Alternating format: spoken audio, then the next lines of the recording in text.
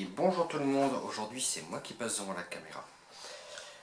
On va parler de Reiki, parce qu'on pose beaucoup de questions et c'est peut-être le moment de faire et d'apporter quelques réponses. A tout de suite.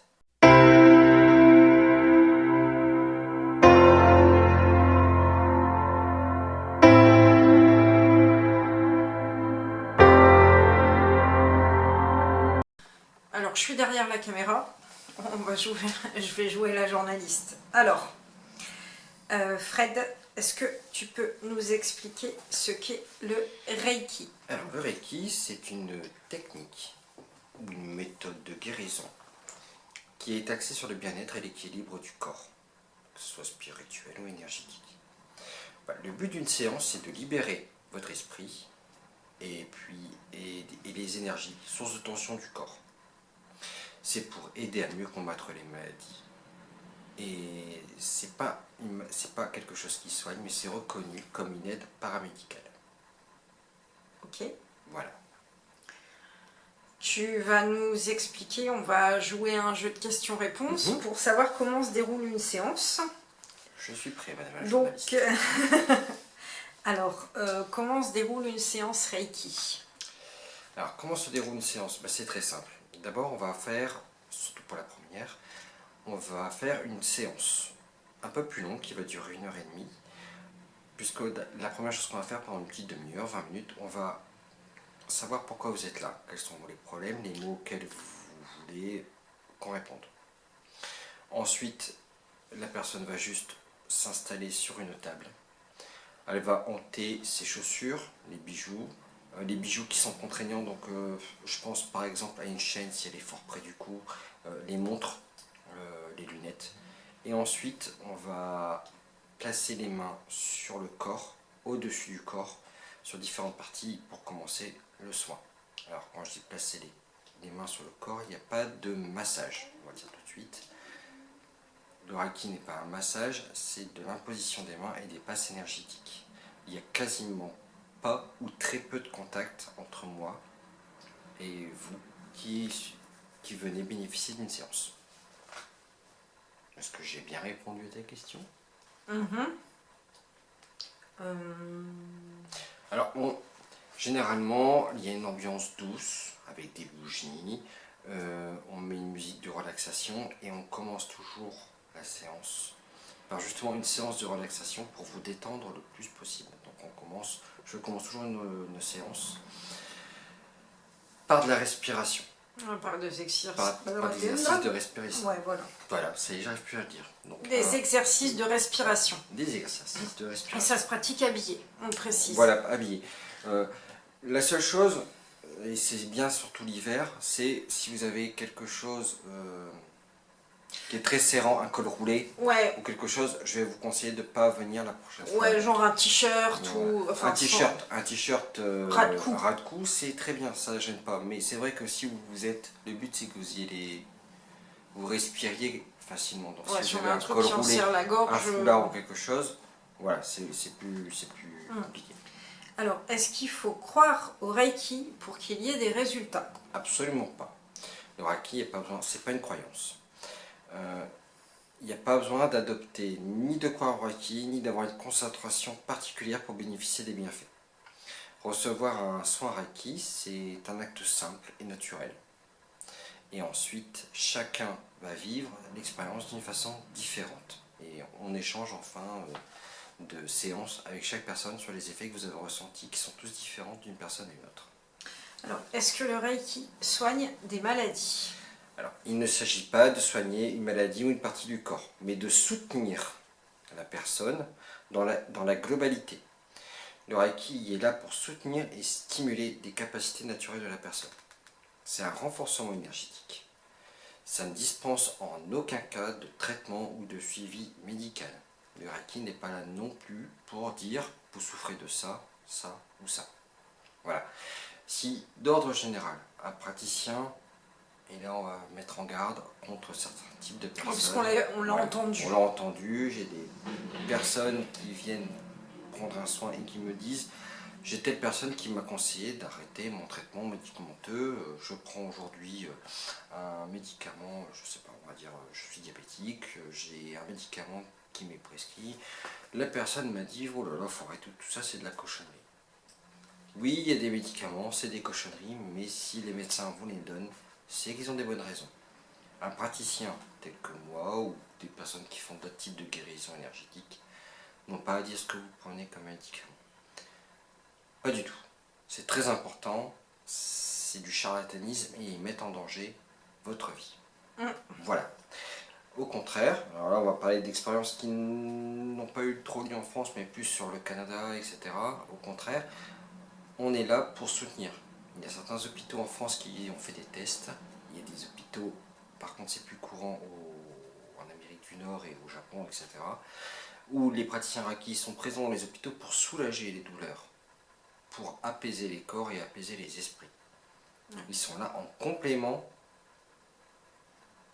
des personnes, des comme médecins, ça me des fait penser praticiens. à une chose comme l'hypnose qui se fait parfois lors des accouchements aussi maintenant. Tout comme l'hypnose qui vient, c'est toujours le même type de praticien. On n'est pas médecin, on n'est pas là pour remplacer un médecin, on est là pour donner des soins complémentaires. Alors, est-ce y a-t-il des risques à recourir au Reiki? Aucun. Le seul risque, c'est que ça ne vous fasse rien. Ce qui est assez rare, ça ne m'est jamais arrivé. Et ce qui n'est pas très grave en Ce qui soi. n'est pas très grave. Il n'y a aucune contre-indication. Par contre, il ne faut pas consulter qu'un praticien du Reiki si vous avez des douleurs intenses. Je vais prendre l'exemple de... Qu'est-ce que je pourrais donner comme exemple? J'ai une personne qui vient, qui me dit je ne dors jamais la nuit, je ne dors plus, je supporte plus mon travail, etc. On va la soulager, on va l'aider à aller mieux. Mais si ça dure trop longtemps, il faut aussi se faire aider par un médecin. On en revient encore au fait que un praticien énergéticien, Voilà. est là en complément pour aider et soutenir les professionnels médicaux. Et justement, le Reiki est-il compatible avec une autre thérapie? Eh bien oui, j'ai devancé ta question, effectivement. J'ai donné l'exemple, et c'est des exemples qu'on nous donnait quand on a fait la formation il y a très longtemps. Il y a des pays où, en France, ça n'est pas encore tout à fait, il y a des tests qui sont faits, ça dépend des médecins qui sont ouverts ou non, mais c'est très courant maintenant, par exemple au Canada, où dans tous les services pour les cancéreux ou des choses comme ça, les praticiens Reiki sont là en complément d'eux. Et bien souvent, moi je viens en complément de personnes aussi. Sans donner le nom de la personne, ou des choses comme ça, d'une personne qui souffre de dépression, qui prend blinde de médicaments, mais qui vient pour s'apaiser, quoi. Qui vient pour s'apaiser. Et peut-être que ça l'aidera à diminuer les médicaments, mais ce n'est pas quelque chose que moi je vais initier. C'est quelque chose que le médecin initiera, parce que la personne se sent mieux dans son corps. Voilà. Son thérapeute, quoi. Son thérapeute, oui, par exemple. Alors, le Reiki remplace-t-il les soins de médecine traditionnelle? Donc médecine allopathique en l'occurrence? Non, non et non. Encore une fois, j'ai devancé tout à l'heure la question. Je vais essayer d'arrêter de devancer tes questions. Non, on vient toujours en complément. Si la personne veut diminuer un traitement qu'elle a, elle doit en parler avec son médecin. Et c'est quelque chose qui est en concert. Il faut bien savoir une chose, c'est que quand vous prenez des médicaments, ça modifie la chimie d'un corps humain. C'est tout. Les médicaments, c'est que de la chimie. Et la chimie, ça modifie votre chimie interne. Et c'est pour ça que quand on prend un traitement, que le médecin n'arrête rarement, brutalement, un traitement. Pourquoi? Parce que votre chimie, elle est trop vite chamboulée, trop fort. C'est toujours quelque chose qui se fait de façon progressive. Donc le Reiki est-il compatible avec les médicaments? Tu nous as plus ou moins répondu. Oh oui. C'est un soutien. Ouais, par contre, donc, on répète, on n'arrête pas les médicaments et voilà, et c'est compatible, quoi. Ils ne vont pas entraver l'action des médicaments. Le Reiki est-il compatible avec une psychothérapie? Oui, et même, je vais aller plus loin, ça serait bien qu'on puisse travailler encore plus avec aujourd'hui cette profession médicale parce qu'on vient vraiment en soutien émotionnel pour les gens. Et il n'y a jamais assez de soutien émotionnel quand on souffre de ce type de dépression, etc. Je vais même faire une aparté, il y a des mutuelles qui remboursent des soins Reiki à hauteur de 2 à 3 séances par an. Donc pour ceux qui ont des mutuelles, renseignez-vous, parce que ça peut venir être remboursé par les mutuelles. Ouais, nous si, enfin Voilà. on n'a jamais eu le cas, mais, Mais si c'était à faire, Il y a bon, nous avons juste une facture à vous donner et il y a des mutuelles qui remboursent. J'ai pas les noms, mais je pense que si vous faites la Ouais. recherche, ou on essaiera de mettre les infos. J'essaierai de mettre les infos, je vous donnerai les noms des mutuelles qui Alors, remboursent les le soins. Reiki est-il une secte ou une religion? Non, non, non et non. C'est quelque chose qui est très vieux. C'est quelque chose c'est une médecine qui vient du Japon à la base. Par exemple, le Reiki c'est ni une secte ni une religion. Il n'y a pas de dogme, il n'y a pas de doctrine. Je suis libre de mes convictions religieuses, d'en avoir ou de ne pas en avoir, tout comme vous qui recevez le soin, vous êtes libre d'avoir vos croyances ou de ne pas en avoir. C'est juste un échange d'énergie et une régulation d'énergie. Voilà. Y a-t-il des manipulations physiques lors d'une séance de Reiki? J'en ai parlé tout à l'heure en préambule, il n'y a aucune manipulation physique. Il y a juste un contact léger ou à distance avec les mains. Pourquoi parfois j'éprouve le besoin léger de toucher? Quand je dis toucher, ça va être... Je préfère l'expression poser les mains. Imposé, généralement derrière la nuque. Alors ça va être une imposition pas beaucoup plus forte, je ne sais pas si on voit bien. Si, on voit tes mains sur tes vertèbres. Généralement sur les genoux également. Et très souvent, en fin de séance, où je vais attraper, entre guillemets, de façon légère les chevilles afin de vous ancrer au sol. Combien de temps dure une séance? Pour un adulte, alors pour un adulte, quand on se connaît déjà, que vous avez déjà eu un soin, c'est 1 heure. La première séance dure un peu plus longtemps parce qu'on discute ensemble de vos attentes et de ce que vous avez ressenti aussi après la séance. On peut faire des séances pour les enfants, c'est entre 20 et 30 minutes. Parce qu'il ne faut pas oublier que vous avez besoin d'un niveau de concentration et de détente, et les enfants ne sont pas capables de rester aussi longtemps qu'un adulte. Voilà. Et tu dirais peut-être pour un enfant, à partir de quel âge? À partir de 6 ans, on peut faire 20 minutes. Et après, un adolescent, on peut monter à 30 minutes. Ouais. Voilà. Chez un plus petit, moins longtemps. Moins longtemps. 10-15 minutes. 10-15 minutes, oui. 20 minutes maximum, parce qu'il faut... Voilà. Et en plus, le mieux est que le parent ne reste pas dans la pièce. Alors, je sais que c'est parfois un peu compliqué. Pourquoi alors, c'est plus compliqué qu'un enfant en bas âge, mais avec un adolescent, c'est mieux. Pourquoi? Parce que il ne va pas se sentir observé, il doit sentir le vide. Ouais, voilà. Et si le parent est là, il a tendance à... Les parents, moi-même étant parent, quand mon enfant va n'importe où, j'ai toujours envie d'être avec lui, s'il va au sport, j'ai toujours envie de le regarder jouer, etc. Et observez ça, votre enfant, s'il joue par exemple, il fait un sport, que ses parents sont là ou ils sont pas là, il ne va pas se comporter de la même façon. Et c'est pareil pour tout dans la vie. Si vous étiez dans la salle de classe quand il était à l'école, il ne va pas se comporter de la même façon que s'il est tout seul. Et c'est pareil quand il va chez le médecin ou quand il va recevoir un soin. Et on a besoin que les personnes soient le plus naturelles possible. Alors, comment se préparer à une séance? Alors, il n'y a aucune préparation particulière avant une séance. Juste dans votre agenda, dégagez-vous un peu de temps après, notamment après la séance, pour pouvoir boire beaucoup, parce que vous allez avoir très très soif après une séance. Ça, c'est une constante. Et vous allez pouvoir avoir aussi un coup de pompe, donc un petit coup de fatigue. Donc dans l'heure qui vient, évitez de dire je vais aller faire un jogging, je vais aller faire une séance de sport, vous allez être fatigué. Ouais, je vais venir justement à ce sujet-là parce que bon bah forcément tu me fais des séances de temps en temps. Moi honnêtement après je dors. Honnêtement je fais dormir 1 heure quoi. C'est vrai. Donc si vous pouvez en fin de journée c'est mieux quoi. Enfin voilà. Alors combien de séances sont nécessaires? Alors c'est une question à laquelle il est compliqué de répondre. Ça va dépendre. Les effets sont complètement différents d'une personne à une autre. Tout le monde réagit de façon différente.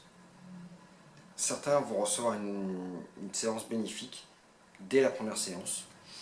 Et c'est des personnes que je dois revoir des fois une fois par an, pas plus.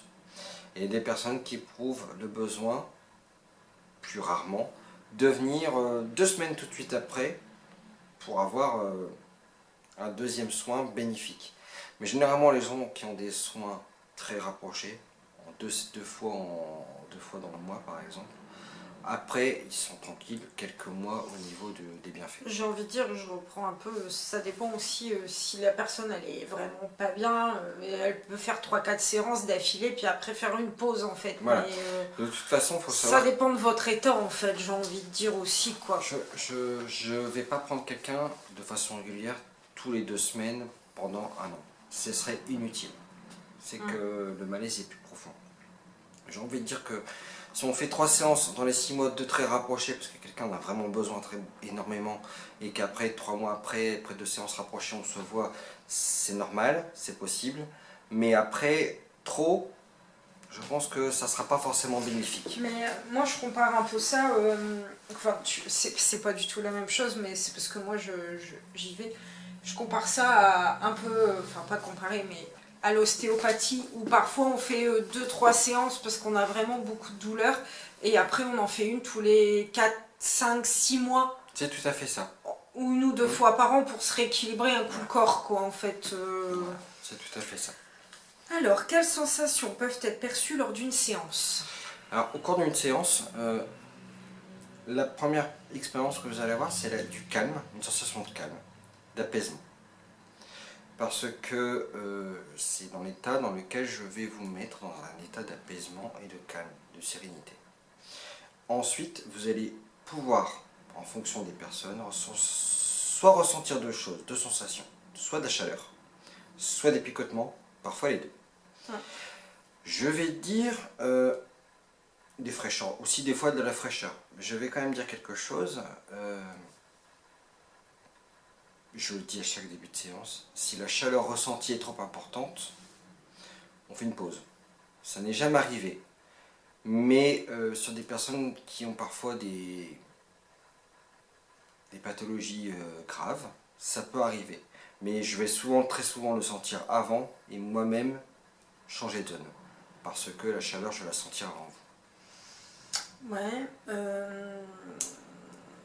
Ben, je pense que tu as répondu à tout. Alors, c'est vrai que j'ai eu des personnes qui m'ont donné d'autres types de sensations, plus rares. J'ai une personne qui m'a dit « j'ai l'impression d'avoir flotté pendant quelques instants ».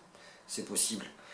Toute personne va ressentir des choses différentes. Alors, elle n'a pas flotté réellement, je pense qu'elle a été dans un état, je pense pas, je suis presque sûr qu'elle a été dans un état second, entre guillemets, pas proche de l'hypnose, mais pas très loin, grâce à la méditation, grâce à le travail préparatoire sur la respiration, a été tellement bien apaisée qu'elle a eu effectivement certainement la sensation de flotter.